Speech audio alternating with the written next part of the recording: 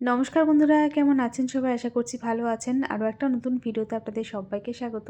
অনেক দিন পর শ্বশুরবাড়ির ভিডিও পোস্ট করছি। এতদিন তো বাবার বাড়িতে ছিলাম, ওখানেই ভিডিও পোস্ট করছিলাম। আর এই ভিডিওটা হচ্ছে আমরা যেদিন বাড়ি এসেছি তার পরের দিন। আমরা তো হয়ে গেল 2-3 দিন আগে এসেছি। মানে আমরা তো দোলের পরের দিন চলে এসেছি। তবে ওখানকার ভিডিওগুলো কিছু ভিডিও ছিল ওখানে পোস্ট করা হয়নি, সেই ভিডিওগুলো এখানে এসে এডিট করে এই দুদিন পোস্ট করছিলাম।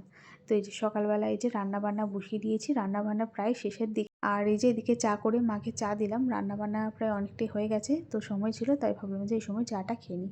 আর এই যে দেখুন লাল টুকটুকে ছোট্ট ছোট্ট টমেটোগুলো, এই টমেটোগুলো ওখান থেকে মানে বাবার বাড়ি থেকে নিয়ে এসেছি। ওখানে দেশি টমেটো, এখানে না এরকম ছোট ছোট টমেটোগুলো পাওয়া যায় না মনে হয়। মানে আমাদের এখানে যে টমেটোগুলো আনি বড় বড় টমেটো, সেই টমেটোগুলো চাটনি করলে না টক থাকে না, চাটনিটা খেতে ওই জন্য তেমন একটা ভালো লাগে না। আর এই টমেটোগুলো দেশি টমেটো, তো একদম মানে টক টক টমেটো, চাটনি করলে খেতে খুব ভালো লাগবে।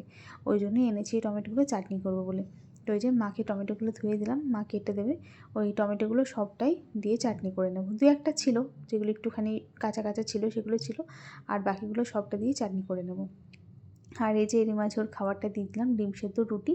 আর আগের দিনে কিছু তরকারি ছিল, আজকে সেরকম কিছু রান্না হয় না। আজকে শুধুমাত্র ফুলকপি আলু দিয়ে রুই মাছের ঝোল হয়েছে। আর এই যে চাটনিটা করব। আর যে তরকারিগুলো ছিল সেই তরকারিগুলো এখন ওকে গরম করে দিলাম। আর এই যে মাছের টক ছিল, 2 দিন আগে মা মাছের টকটা রান্না করেছে। আর এই যে এখন এই যে চাটনিটা বসিয়ে দিচ্ছি। একটুখানি এই পাঁচফোড়ন শুকনো কড়াইতে একটুখানি ভেজে ওটাকে গুঁড়ো করে রাখলাম, ওটা চাটনির মধ্যে দেবো। আর এই যে তেলের মধ্যে যেমন শুকনো লঙ্কা আর একটুখানি কালো শুকনো লঙ্কা আর পাঁচফোড়ন দিয়ে টমেটোগুলো দিয়ে দিলাম। আর এই দেশি টমেটোর চাটনি খেতে কিন্তু খুব ভালো লাগে, টক টক হয়। তো চলুন এটাকে একটুখানি নাড়াচাড়া করে ঢাকনা দিয়ে ঢেকে দিই। আর ওই যে ওখানে থেকে যে এনেছি নাচনে ডাঁটা কবিতার বাড়ি থেকে, তো সেই ডাঁটাগুলো মা এখন এই যে ছাড়িয়ে রাখছে। যেগুলো কচি কচি ডাঁটা সেগুলোকে ছাড়িয়ে রাখলেও একদিন দেখি শুক্তো করে দেবো। আর যেগুলো একটু মোটা মোটা সেগুলোকে ছাড়িয়ে রাখছে, সেগুলো দিয়ে ওই সর্ষে দিয়ে আর লেবু দিয়ে টক করা হবে। তবে আজকে হবে না, ওটা কালকে করব।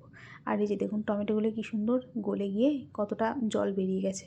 এখন দিয়ে দিলাম আখের গুড়, গুড়টা দিয়ে এখন বেশ খানিকক্ষণ পাক করব। আমাদের বাড়িতে টক চাটনি বানানোর জন্য কিন্তু গুড়ই বেশিরভাগ ব্যবহার করা হয়, আর রান্নাতেও বেশিরভাগ গুড়ই দিই। চলুন এখন এটাকে পাঁচফোড়নটাকে একটুখানি গুঁড়ো করে নিই। ব্যাস কিছুক্ষণ পাক করে নিয়েছি, মানে বেশ খানিকক্ষণ সময় নিয়ে গুড়টা দেওয়ার পর পাক করে নিয়েছি। এখন এই যে এই পাঁচফোড়ন গুঁড়োটাকে দিয়ে নাড়াচাড়া করে নামিয়ে নেব। এভাবে চাটনিটা বানিয়ে রাখলাম। আর না হলে টমেটোগুলো মানে একবারে পুরোটাই বানিয়ে নিলাম, নাহলে টমেটোগুলো রেখে দিলে টমেটোগুলো একদম পাকা তো নষ্ট হয়ে যেত। তাই ভাবলাম যে চাটনিটা করে ফ্রিজে থাকবে, তাহলে অল্প অল্প করে খাওয়া হবে।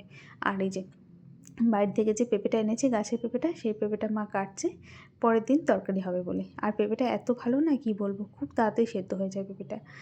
আর এই যে দেখুন সন্ধ্যাবেলা এখন ফিরে এলাম, মিটি সন্ধ্যাবেলায় পাস্তা করছে। আজকে ও নতুন রেসিপি দেখে পাস্তা করেছিল, পাস্তাটা কিন্তু খুব ভালো হয়েছিল। তো চলুন বন্ধুরা, আজকের মতো ভিডিওটা এখানে শেষ করছি। দেখা হবে নতুন আরেকটা ভিডিওর সাথে। সবাই ভালো থাকবেন, সুস্থ থাকবেন। আজকের মতো টাটা।